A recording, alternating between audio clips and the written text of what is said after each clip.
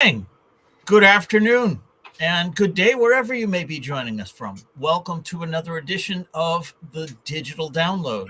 I've got this, All right, which is the longest running weekly business talk show on LinkedIn Live, now officially syndicated through the IGBN radio network. so close. Damn. Right. The IBGN Oh. Internet Radio Network, and And now syndicated on TuneIn Radio. Every time you think you got it, I'm going to change it on you, Adam. Yeah. So it would seem, Rob. So it would seem. That's all right. That's because we keep growing. Today, we're going to discuss serenity in leadership. And with the week that I've had, serenity sounds like a good thing. We have a special guest, Thom Dennis, to help us with the discussion. With over 3 decades of experience in transforming corporate cultures and promoting psychological safety, Thom provides actionable insights on nurturing inclusive environments and balancing leadership energies. But before we bring Thom on, let's go around the set and introduce everyone. While we're doing that, why don't you in the audience reach out to a friend, ping them, and have them join us? We strive to make the digital download an interactive experience, so audience participation is highly encouraged. All right, with that, introductions. Adam, would you kick us off, please? Hello, everybody. I'm Adam Gray. I'm co-founder of the LA Ignite, and I'm very much looking forward to this. In fact, every week I'm looking forward to this because we always have great guests, don't we? That we do. Excellent. Welcome. Tim. yes, thank you. My name is Tim Hughes. I'm CEO and co-founder of the LA Ignite, and I'm famous for writing the book Social Selling: Techniques to Influence Buyers and Changemakers. Excellent. Thank you very much. And myself. That's your introduction up. Yes, I'm Rob Durant, founder of Flywheel Results, a proud DLA Ignite partner, and I'm not famous for writing anything yet. We also have an audience member checking in. Serenity Disco says, "Hi, friends. Excited to learn more about today's topic." Hi, Serenity. Thanks for joining us. As I said, this week on the Digital Download, we'll speak with Thom Dennis, CEO of Serenity in Leadership. With a background that spans from the Royal Marines to becoming a change agent and leadership coach, Thom has dedicated his career to fostering inclusive, psychologically safe workspaces and championing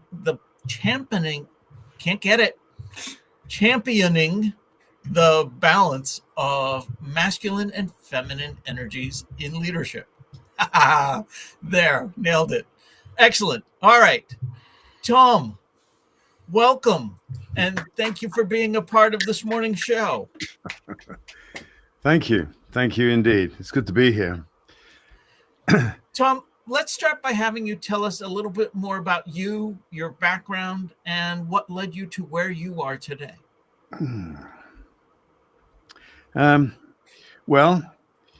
I've had a varied background. Which really was influenced quite substantially from my early days at boarding school, where I experienced a headmaster who abused his position, and it led me to sort of have, as I grew up, this sense of justice. What is justice? What is fair? What is right? And a kind of sense of outrage at the abuse of power that certain people have when they are in positions of power, and really that. It almost became dormant during the Royal Marines because, on the whole, the standard of leadership was extremely high. Not always, but very, very often. But when I came into the corporate world, I began again to see people in power who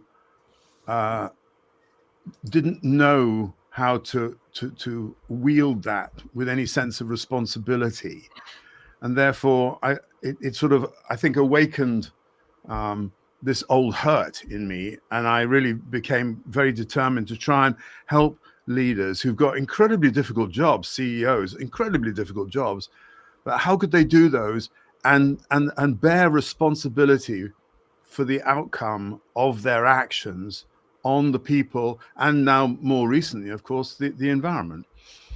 So in a sort of a nutshell, that's really sort of outlining my purpose and my passion. So when I started out in the corporate world, which was back in 1991, I said I bring healing into business, because that actually between leaving the Royal Marines and going into the corporate world, I became a Reiki master, sort of learning about the energy healing, and then set up my first consultancy. And so over a period of time, it sort of morphed into making organizations psychologically safe for people to work in. And that only happens when you have a leadership that has that sense of responsibility, I think. I can only imagine that in 1991, when you spoke about healing in business, and you can see where this comment's going, healing in business and safe spaces, people must have looked at you like you had just come from another planet. You know, the spaceship's come down and out comes Thom, who talks about all this mumbo jumbo. And now, of course, it's kind of normal parlance, isn't it? It's normal conversation within organizations. But in those days, I mean, I remember my working life in 1991. If I'd have said, oh, you know, I feel a little bit unsafe in this environment, someone would have just punched me. Yes, to show that you were right. I do remember quite early on being asked to facilitate a corporate meeting of the board of directors in a place just north of London. And it was, I think the place had been built in the 1500s or something. It was very old. And when I went in there, I thought, God, the energy in this place stinks. It's awful. And so I brought some crystals with me, and I was just putting them around around the sort of corners of the room. And one of the directors came in. He thought I was planting microphones. So I wasn't quite sure which way to go with that, which was easier to explain. Yes. Thom, There's a saying, isn't there, Thom, which is that power corrupts and absolute power corrupts absolutely.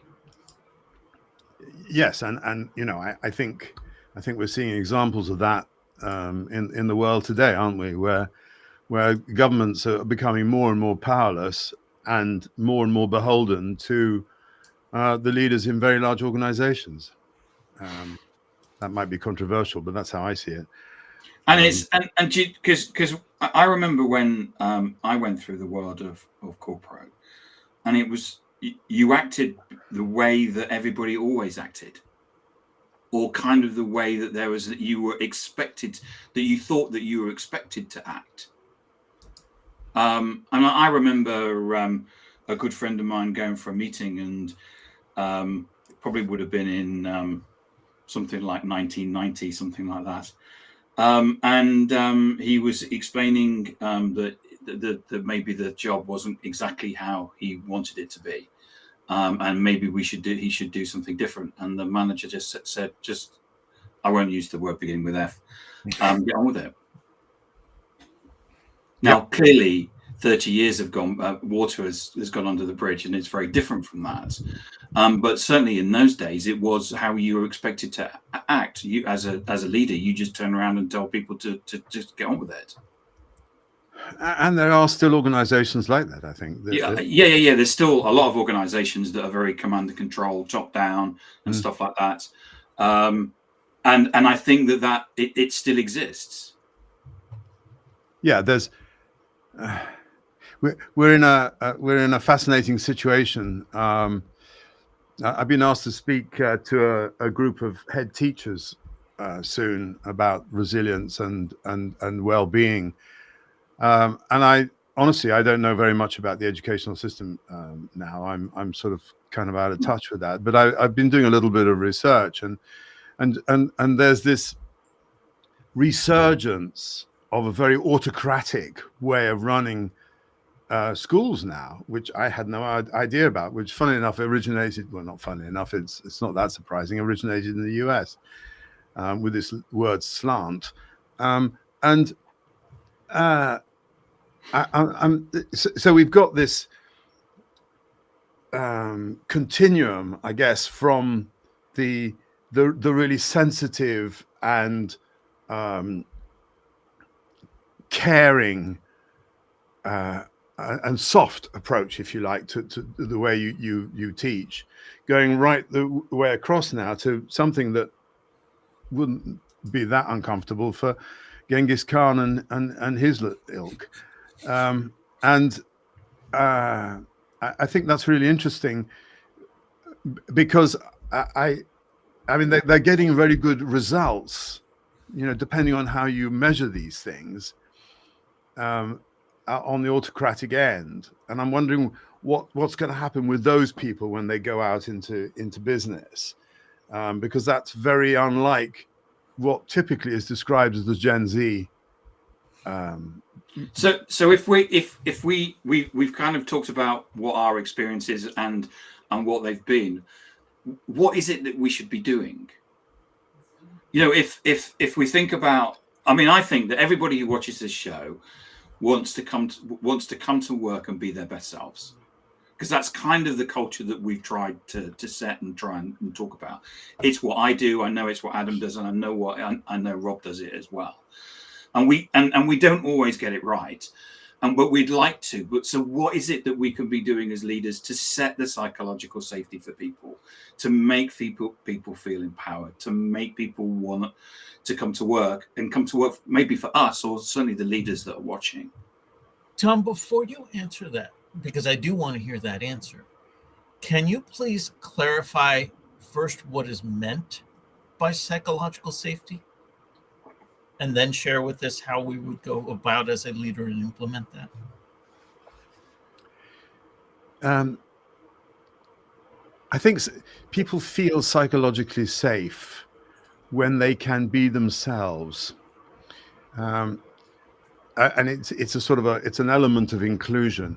When you're in an environment where you feel like you can say something and you're not going to be crucified for it, and that it may be silly, it may be a huge mistake, and if you make a huge mistake, then you're not going to be vilified for that.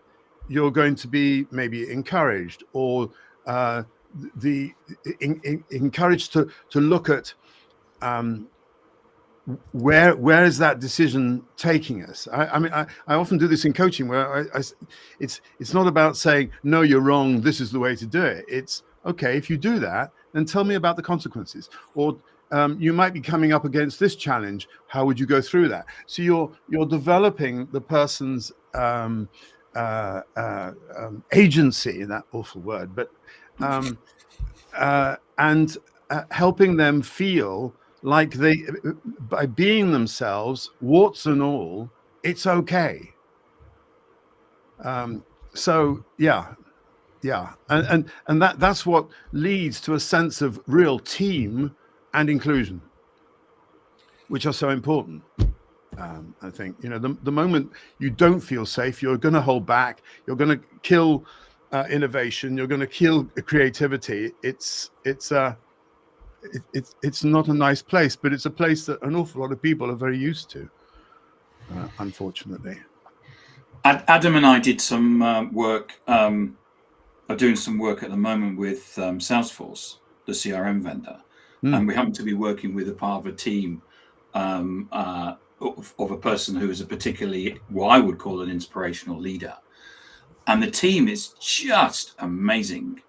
We have it's a real diverse team. There's there's just an energy that comes from it, and all the different personalities. It's just like, when you talk about inclusion and diversity, and that should be the driver for innovation. Sitting there this week, listening to that team from Salesforce, I just felt the energy of it. Yeah. So anyway, my question was, how do we create this, Thom? Well, perhaps you should ask the leader of that team, but We should get her on, actually. Her name's not Vicky, is it? No, it's not. No. Yeah, because that's one of the Salesforce people that I know, and I know Vicky is Salesforce as well. I can imagine her creating the same sort of environment. I think the first thing is, we can talk about knowing oneself. I really feel like the key leadership skill for the future, for now, and the future, is self-awareness. So understanding, because if you really understand yourself and you understand your drivers and your beliefs and your values and all those kind of things, and you come into the environment with a level of humility and vulnerability, then you know that you don't know lots of things.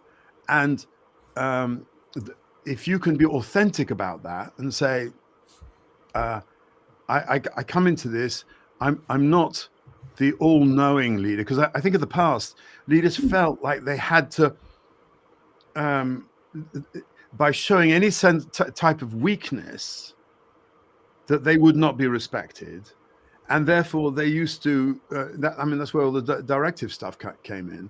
I mean, it's fascinating how many directive leaders are actually leading from a place of fear. So let's just use the dangerous word, love ourselves, and know that we have foibles, we have biases, we're human, and therefore there will be. That's why I like to get a leadership team sitting in a circle, because there's very little hierarchy in a circle, and this whole concept of, you put a little table in the middle of the circle, and it's like somebody has a problem, and they get up and they go and almost metaphorically put it on the table. This is my problem. And they go back and they talk about it, and they sit back, and then somebody gets up and says, I'll pick that up for the moment, because this is my area of expertise. And when I've done my bit, I put it back in the middle and somebody else picks it up. And the leader might just have set that up and allow it to flow, because he or she is not concerned for their ego that they somehow have got to show themselves up to be in command or in charge. They let that go, and the leadership is that creating of the space where it's sufficiently safe for people to take risks and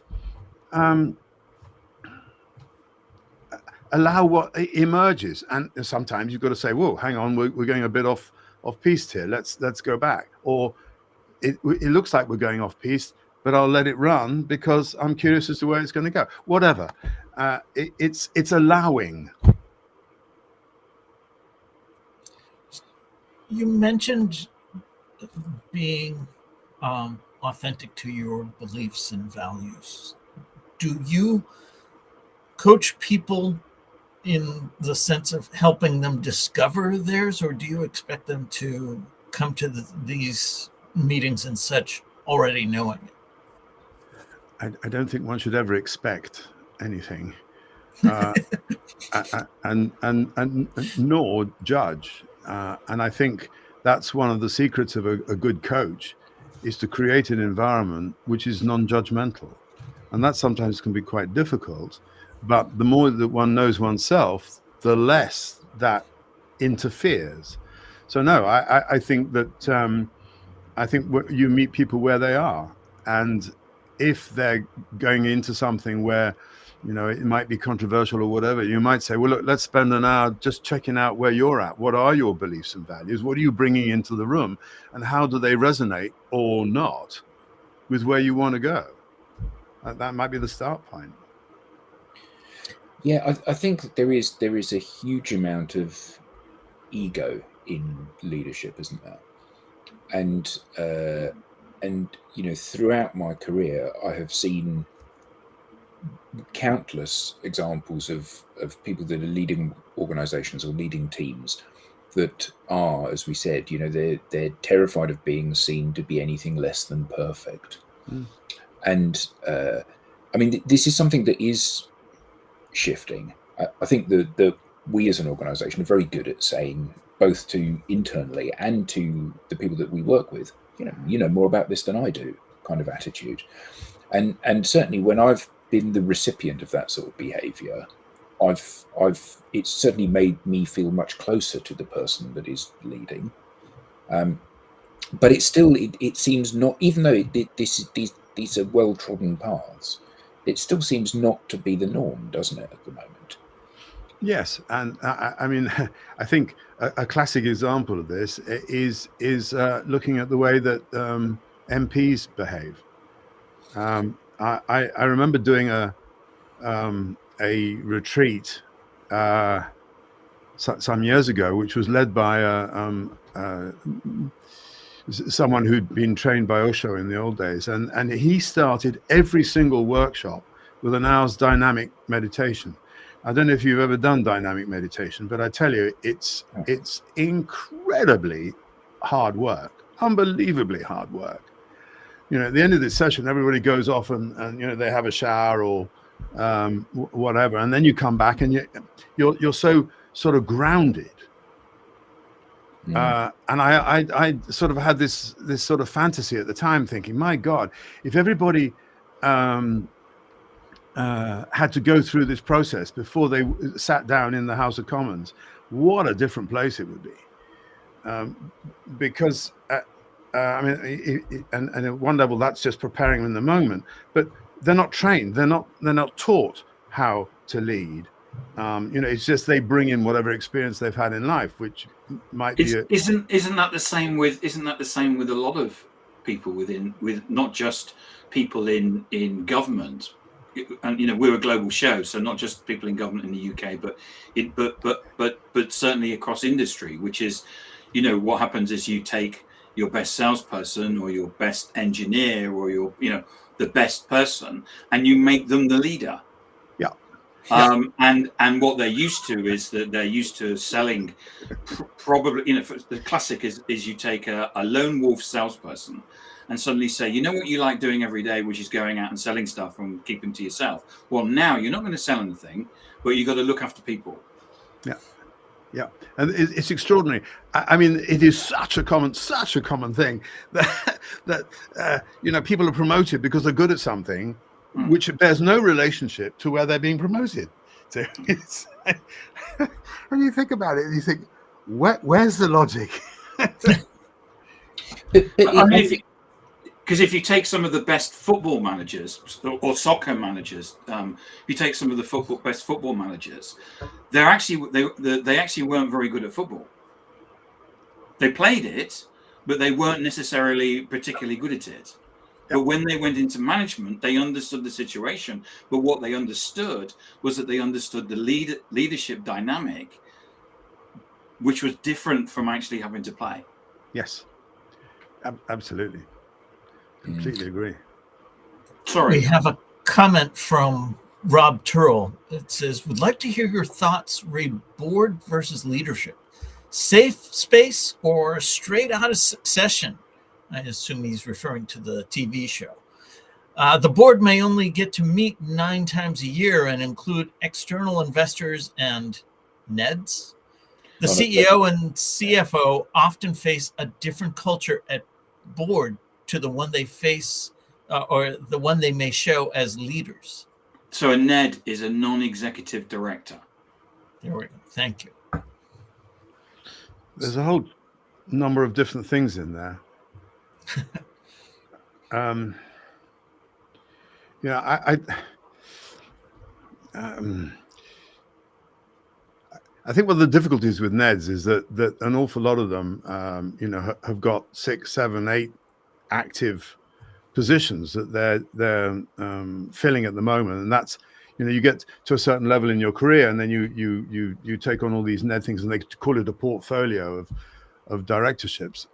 And I've been the non-exec chairman of a sort of medium-sized company some years ago.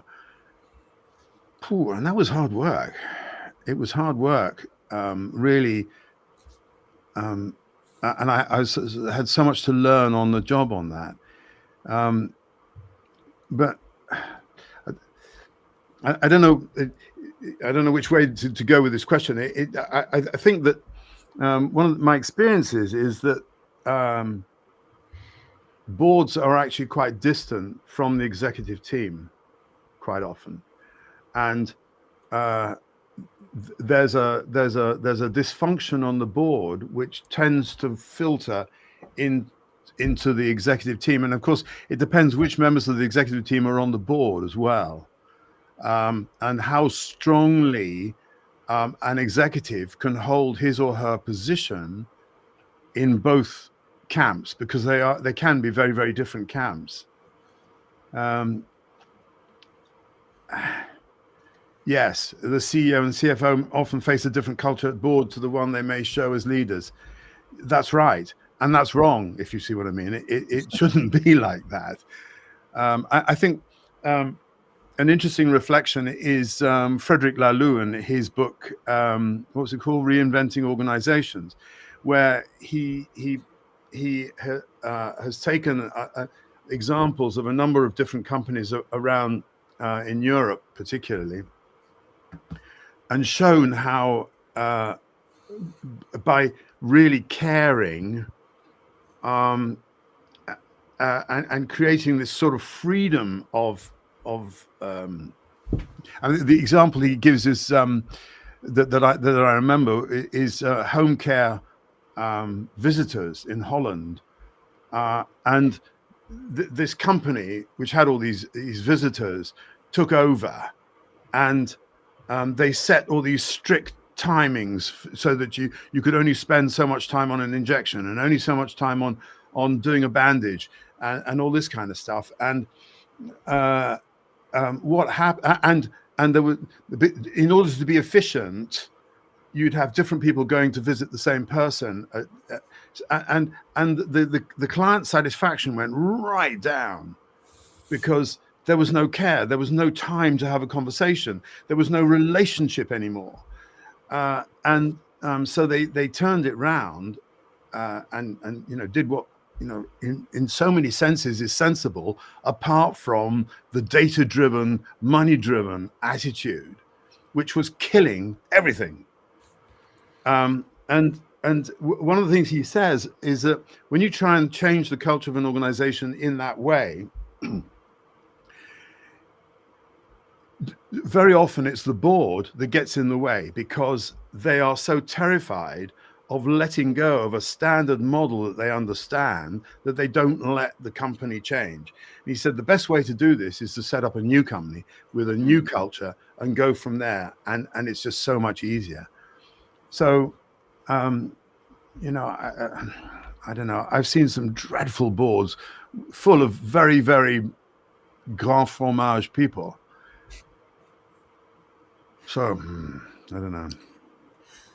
It's interesting to me that you said the data drove their actions, and because there was no measure of relationship or the return on investment, because there was no measure of the return on investment in relationship or humanity, it got neglected. It got disregarded completely. Is there a way to measure for humanity? How would an organization go about doing that? Well, talk to the customer for a start. I get a delivery of organic food each week, and they've gone this way. They've got they send you a text and say, oh, we're going to deliver, and this is the time slot within which we're going to deliver, and all this kind of stuff. But you talk to the drivers, they're miserable because they used to have the same route and so on, and now it's a computer or an AI that's driving them, and you get these ridiculous texts that say, "Oh, we're going to deliver," and it's about within about 3 minutes they're going to deliver, and one phones up the headquarters and they say, "Yeah, I'm sorry, we don't have the flexibility we used to have because we've got this new system." It's like, hello. Yeah. Well, we've improved it with a new system, yeah, which now doesn't tell you when we're going to deliver until just as we're delivering. And there's the famous thing, isn't there, that the Amazon drivers don't have time to go to toilet. Yeah. So they have their own ability to do it in the vans on as they're driving around. Yeah. Well, because there's this prankster guy that's actually then sold the contents of what they on Amazon.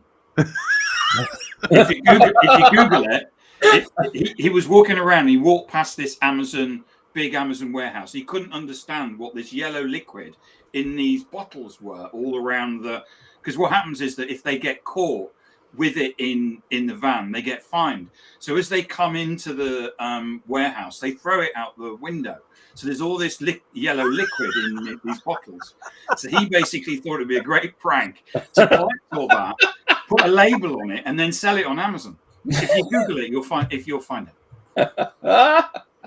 And it's like there's this these drinks from these energy drinks from these that have been promoted by influencers. It looks like one of those drinks. Doesn't taste quite so good though. I don't know what. It might be nice. But we're not going to try and find out though. By extension, you can say, what is it that is preventing governments and large organizations for actually doing what is necessary to play their part in tackling global warming? And maybe it's just only metaphorical, maybe it's actually real, but it's like we've so lost touch with, on one side, humanity, on the other side, nature. We're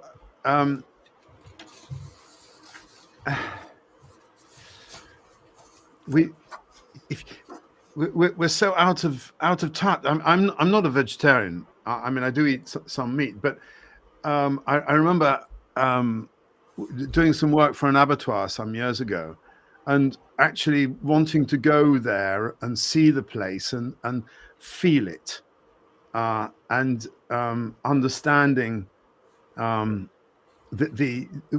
what actually is entailed in getting what you see on the supermarket shelf.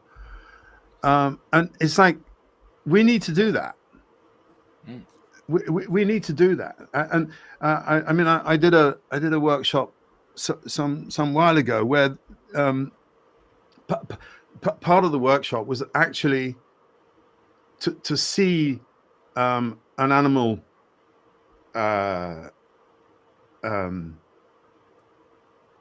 sacrificed, and how the whole process worked, to the evening meal where you actually ate what you had seen. And it's like you had that whole sense of a continuum, which is so natural if it's done with respect. You look at the indigenous people, and they have such respect for their environment, because they see themselves as part, but just part of the whole. And I think that where we've got to in so many societies now is that we think we're bigger, we think we're better, and we don't have to obey the natural laws and cycles. And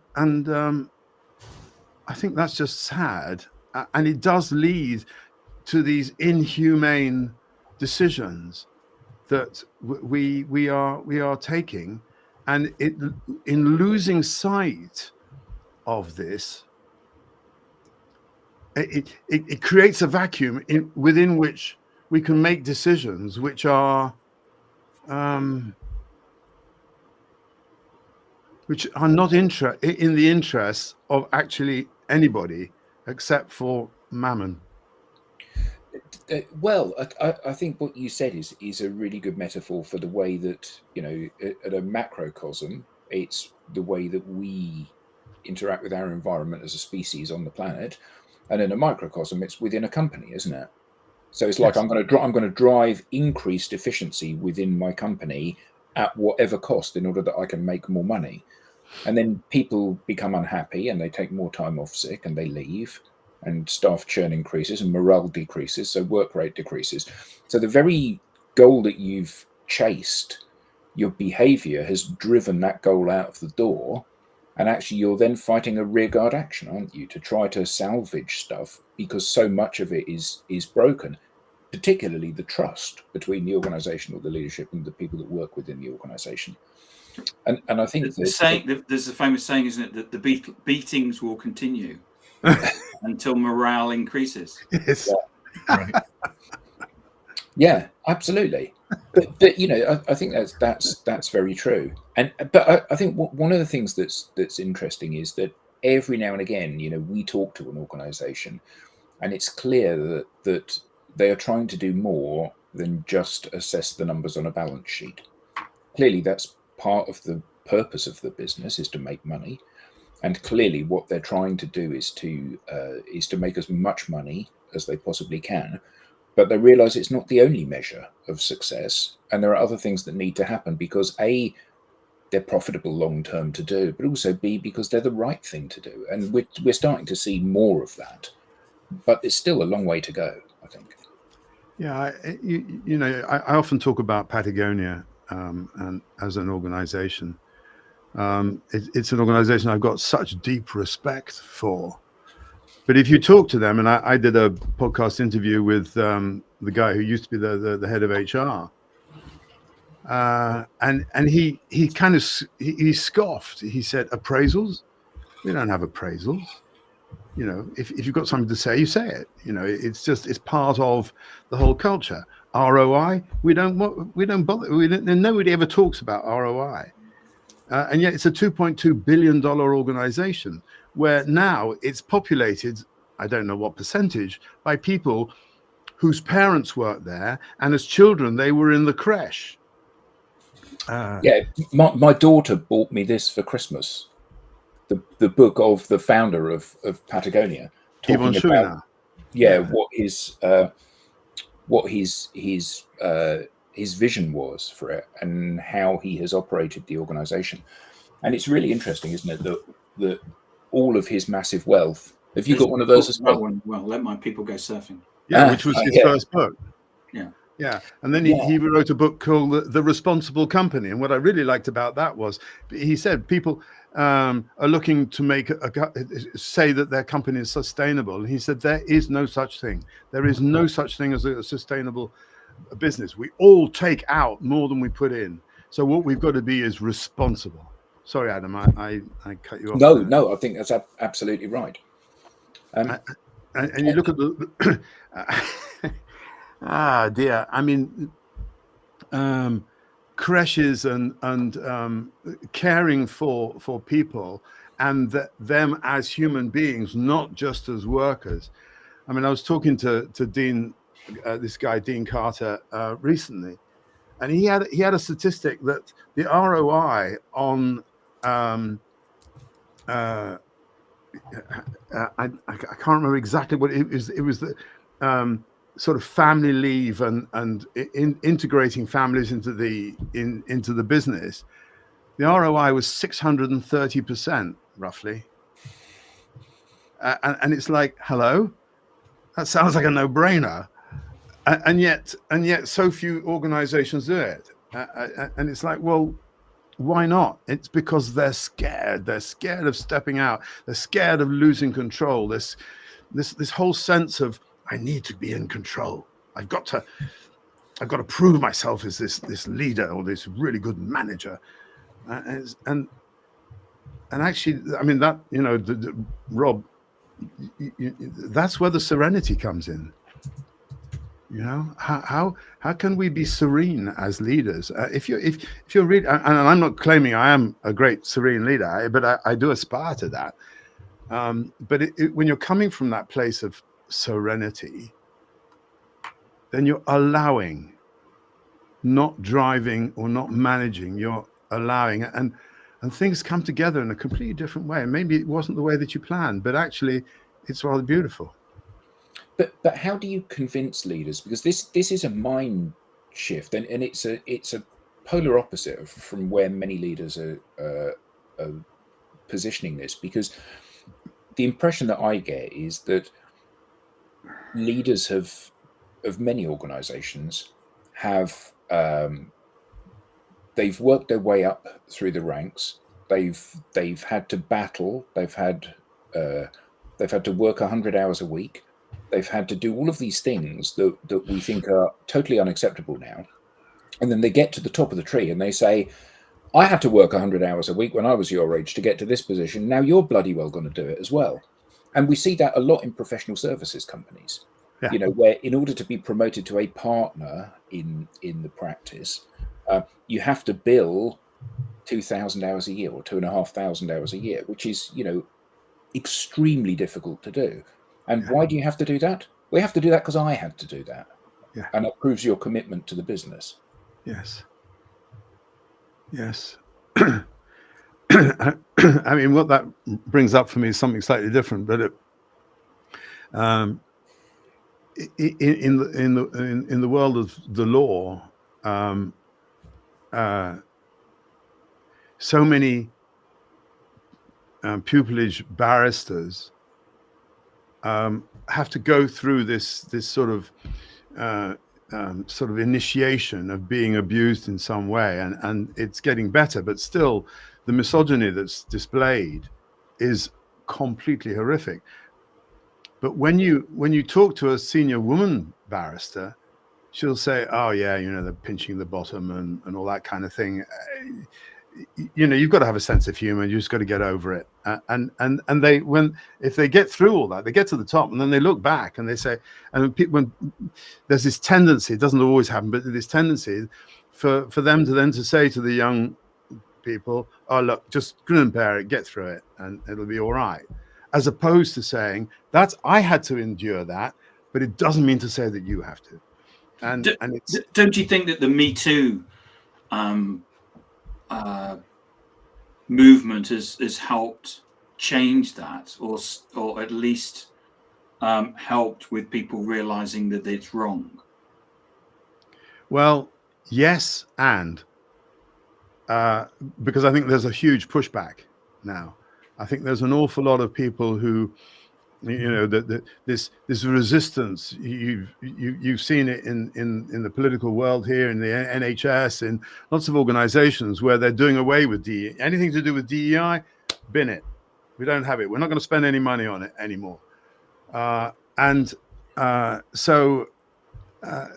I mean, my next podcast, I'm just putting it together.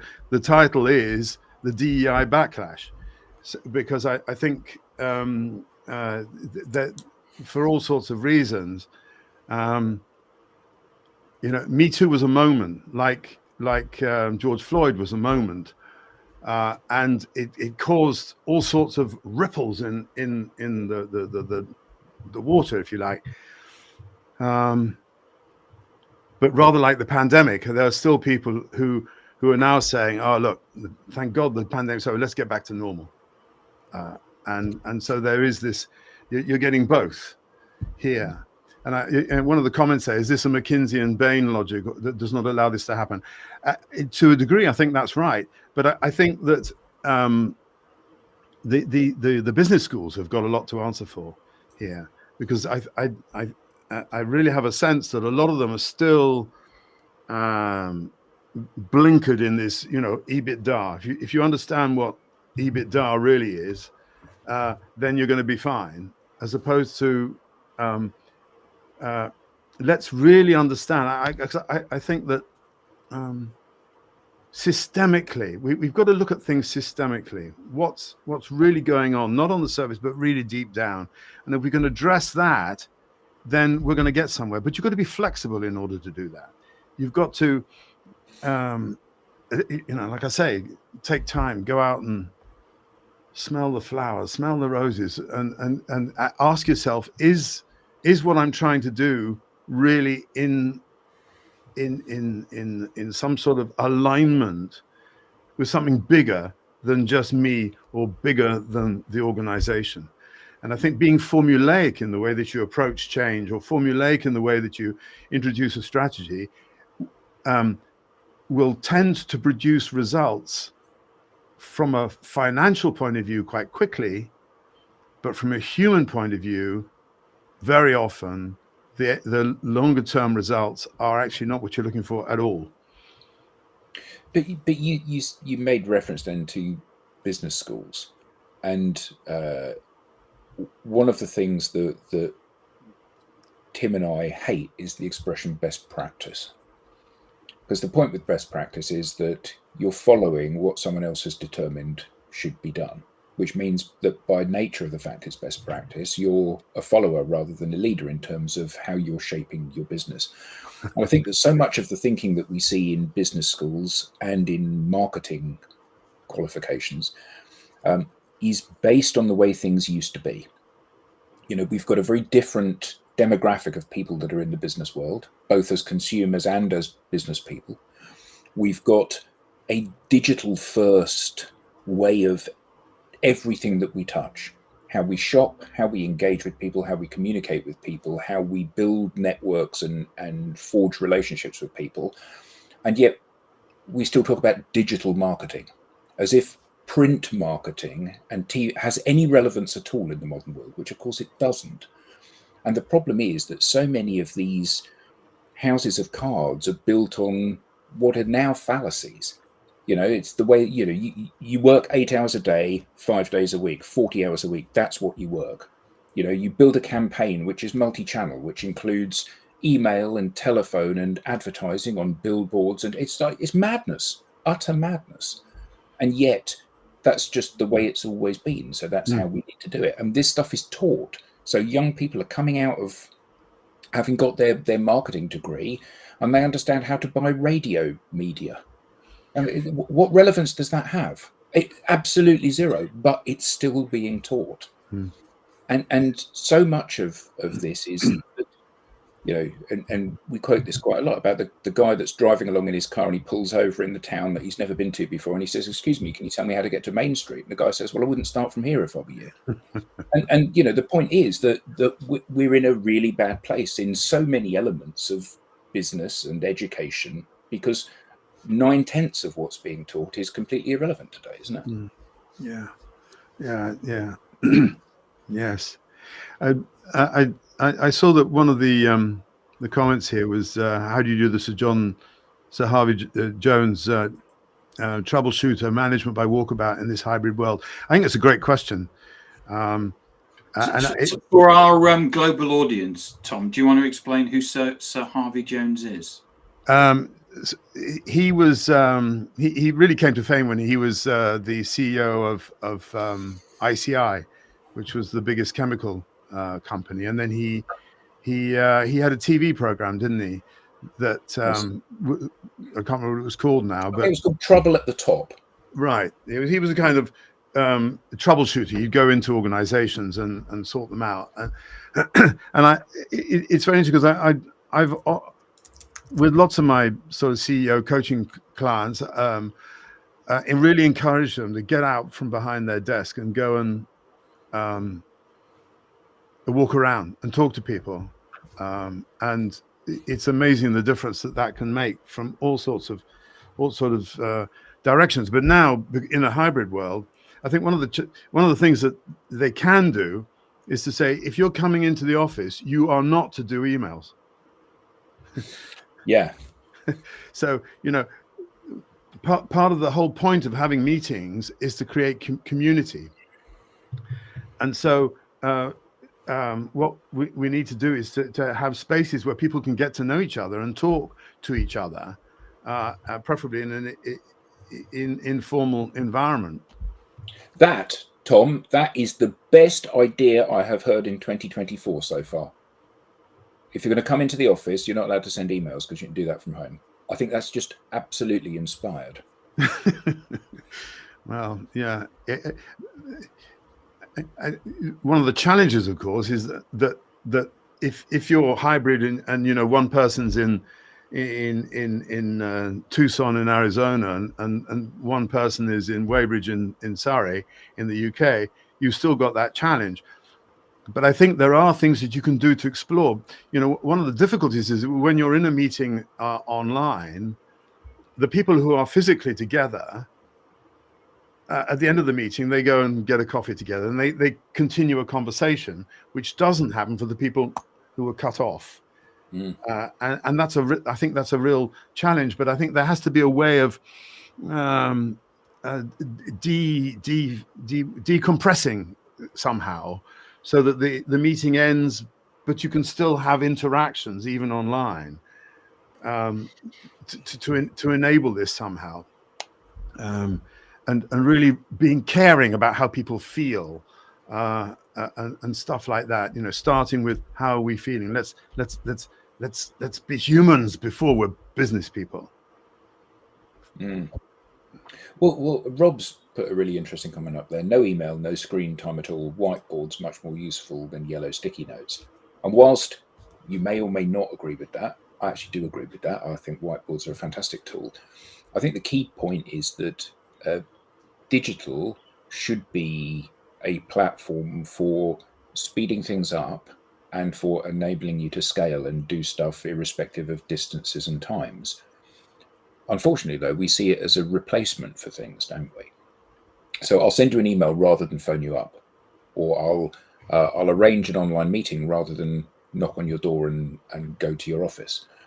And actually, I think that what we need to do is we need to think, as you said, about the human things, and that we should be using these technologies to bring us closer together rather than to replace human interaction.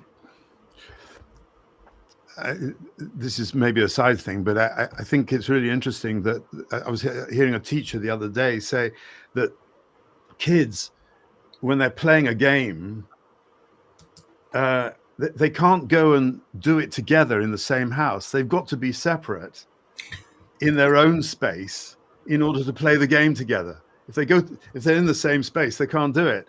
And it's like we're training kids to be separate and not to learn about human interactions without technology.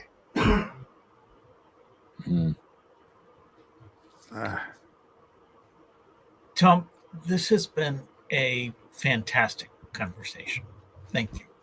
How can people learn more about you? How can they get in touch with you?